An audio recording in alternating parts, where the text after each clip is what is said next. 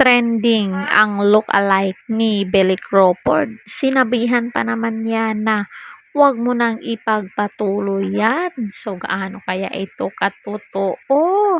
Makinig kayo marites bago magkomento para alam niyo talaga yung totoo. Huwag kayong comment ng comment dyan ng hindi alam.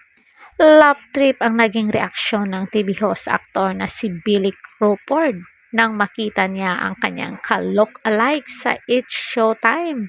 Tumawag kasi itong si Billy kay Bong Navarro.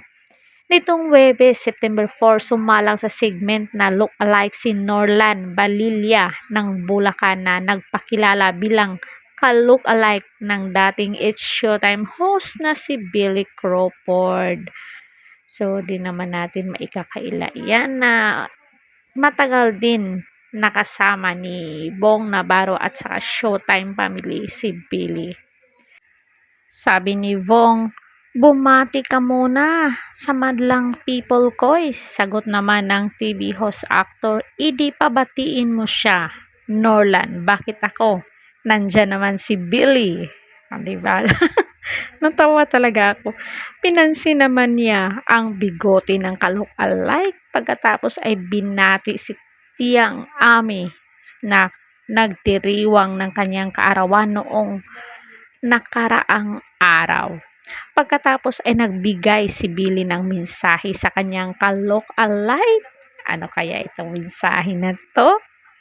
Sa ka-look-alike kong yan, gusto ko lang sabihin sa kanya, maraming salamat. Pero tol, wag mo na ipagpatuloy yan. Sayang ang oras. Say nito. Singit naman na pong, idol. Idol ka niya eh.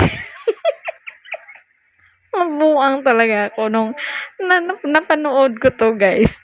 Talagang matatawa kayo dito. Sagot ni Billy, ay idol ba niya ako? Pasensya ka na. Ipagpatuloy mo lahat ng pangarap mo. Pero next time, kausapin mo naman ako bago mo gawin yan. Thank you ha. Hirit pa niya kay Norlan, ikaw umuwi ka na. Hinanap ka ng nanay mo. Kinabukasan ay muling naaliw ang netizen sa ka-look-alike ni Billy dahil sumali ito bilang si Gerald Anderson naman kinabukasan. Grabe itong contestant na to Hindi nawawala ng ka-look-alike sana all. Sa mga kakamarites ko, ano yung masasabi niyo dito sa ka-look-alike ni Billy Crawford? Natawa talaga ako, guys. Sorry.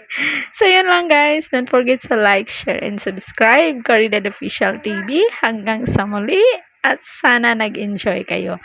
Thank you so much.